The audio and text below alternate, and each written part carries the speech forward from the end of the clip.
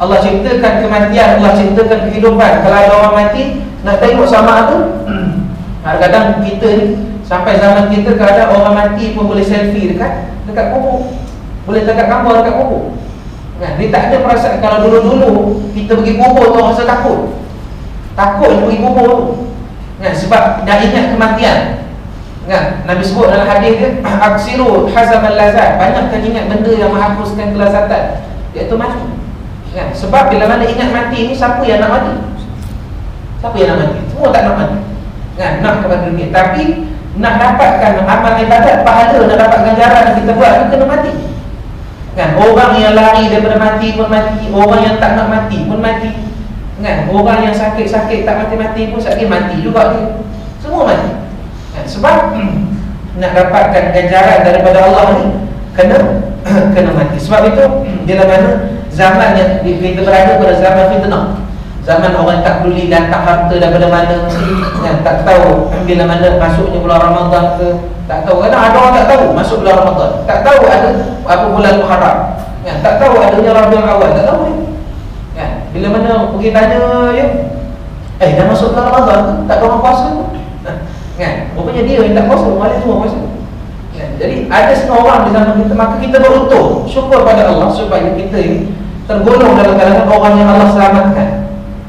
Sebab dalam satu qaul disebut istiqamah khairun min alfil karamah. Kan? Istiqamah itu lebih baik daripada 1000 karamah.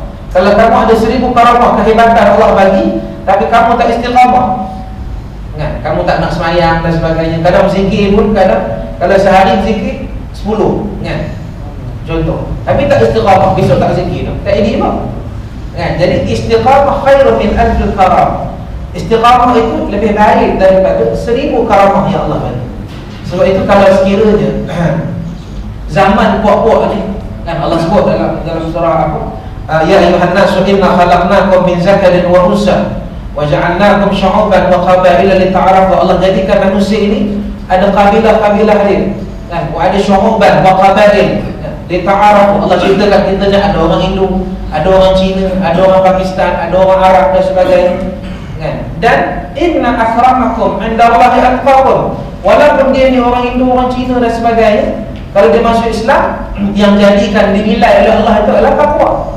Tak kira kamu ni mu'alaf ke macam mana sekalipun, tapi kalau sekiranya kamu ni baru masuk Islam, amal ibadat kamu lebih hebat daripada orang yang lahir di Islam, maka Allah nilai kamu lebih hebat daripada dia. Kan? Berapa banyak orang mu'alaf yang masuk Islam, kan? Tapi pemakaian dia punya cara Islam, bawa Islam tu lebih hebat daripada orang Islam dia. Kan? Dia katakan bahawasanya orang yang banyak hafiz Quran ni, dia kadang orang yang masuk Islam 30 baru masuk Islam, 35 baru masuk Islam, 40. Tapi dia boleh baca hafal Quran. Dia boleh hafal Quran, dia boleh baca Quran dengan lancar. Kan? Banyak orang yang mana lahir Islam sampai umur dia 40-50 tak boleh baca Quran. Ramai. Kan? Jadi kita kena muhasabah, hitung balik diri kita. Setakat mana kita dah bawa agama dalam diri. Sebab tu Allah bagi masa. Kan? Al-waqtu kal-sayf. Dalam qaul ulama, al-waqtu kal-sayf. Waktu itu seumpama pedang. Illam taqtab qata'ta. Kalau kamu tak potong dia akan potong kamu. Ya, sebab al-wajibat aksaru min al-awqat. Benda keperluan kita nak buat ni lebih dari masa. Kan? Kalau nak kira kerja kita buat ni lebih banyak daripada masa. Masa Allah bagi 24 jam je. Tapi kalau nak kira pekerjaan nak buat tu lebih banyak daripada masa. Sebab tu kena bahagikan. Sebab tu dalam fiqh aulawiyat disebut, dalam Dr. Yusuf Qaradawi sebut bahawasanya bila mana kita ni ada fiqh aulawiyat, fiqh keutamaan, kita kena utamakan apa yang lebih penting daripada yang tidak penting. Maksudnya kita kena utamakan benda yang terpenting dan lebih penting. Kan? Ada benda yang penting, tapi ada benda yang terpenting, terutama. Maksudnya ada benda yang utama kita kena buat, tapi ada benda yang lebih utama daripada utama. Terutama contoh. Kita belajar lagi benda yang penting. Contoh macam dia kata dalam fiqh ulawiyat tu, sekiranya seseorang tersebut, kalau sekiranya dia sibuk dalam melaksanakan solat fardu dan meninggalkan perkara sunat, maka ia dimaafkan. Tapi kalau sekiranya dia meninggalkan perkara sunat, kalau sekiranya dia meninggalkan perkara fardu dalam nak buat semata-mata perkara sunat, maka dia berdosa. Maksudnya dia duk kejar perkara sunat ni, baca Quran, zikir dan sebagainya, tinggal yang fardu. Maka dia berdosa. Tapi kalau sekiranya dia buat benda fardu, dijaga sungguh benda fardu ni, dan dia meninggalkan beberapa perkara sunat, maka ia dimaafkan, tak ada masalah. Dan tengok benda penting. Contoh macam kalau sekiranya dalam rumah kita ni ada orang datang tiba-tiba ada orang datang, kemudian dalam masa yang sama anak kita menangis, dalam masa yang sama cerek ataupun cerek dalam bahasa kita panggil cerek air air tengah mendidih, bunyi kat belakang rumah. Tiba-tiba ada telefon bunyi, anak tengah menangis, cerek bunyi kat dapur, ada orang bagi salam kat depan rumah, tiba-tiba hujan nak kena angkat baju. Jadi kita kena susun mana satu nak kena buat ni. Nak bagi salam dulu, ataupun tiba-tiba yang tengah telefon tu mak kita pula. Kalau kita tak angkat, macam nak derhaka ke pula kan? Kalau sekiranya kita tak angkat, macam rasa derhaka. Sebab sebelum ni kalau kita tak angkat telefon, mak kita, kamu yang nak derhaka tak angkat telefon. Macam tu pula lah.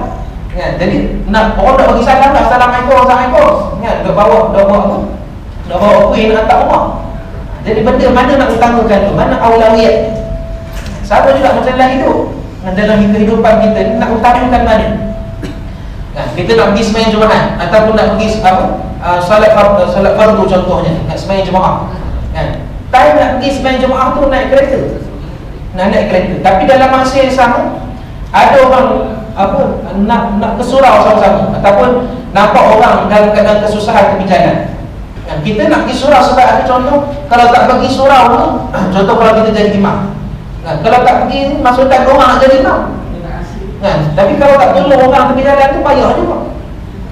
Kemudian dalam masa yang sama ada telefon pula. Jadi banyak benda keutamaan, fiqh aulawiyah disebut, fiqh keutamaan.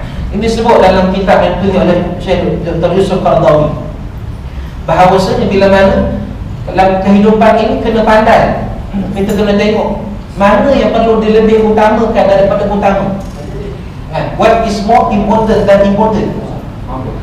Mana yang lebih penting daripada, maksudnya apa yang lebih terpenting daripada penting. Tengok kita kena dalam kehidupan. Sebab itu kadang-kadang nak kita nak buat amal ibadat, katalah contoh kita nak antara sembahyang sunat, kita nak buat sembahyang sunat dengan mengaji Quran. Dua-dua benda sunat. Mana satu nak buat ni, nak mengaji Quran ke nak sembahyang sunat? Selesaikan macam mana? Kalau aku mengaji Quran tak boleh. Contoh kalau kita sembahyang Dhuhr, nak sembahyang Dhuhr ni, Dhuhr ada lagi dalam 5-10 minit contoh nak ambil waktu Dhuhr. Kalau aku tak sembahyang Dhuhr tak best pula. Tapi kalau aku tak baca Quran macam tak seronok pula. Jadi nak buat dua benda sunat dalam satu benda yang sama. Nak baca Quran ke nak sembahyang sunat? Macam mana nak buat? Jadi antara penyelesaian sembahyang sunat Dhuhr, baca Quran dalam solat, dapat dua pahala. Kita sembahyang, kita baca Quran dalam solat, maka dapat dua pahala. Sembahyang sunat pun dapat, baca Quran pun dapat.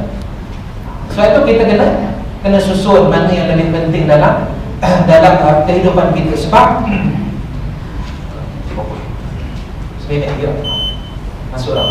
sebab dalam kehidupan kita ini ada benda yang lebih penting daripada benda yang penting semata-mata. Sebab al-wajibat aksaru min al-awqat, benda yang kewajipan ini lebih banyak daripada waktu yang Allah bagikan. Kita susun elok-elok kehidupan, macam mana kita bahagi masa, dan kita dalam pembahagian masa itu kita tidak terlampau mengutamakan dunia dan kita mengurangkan akhirat.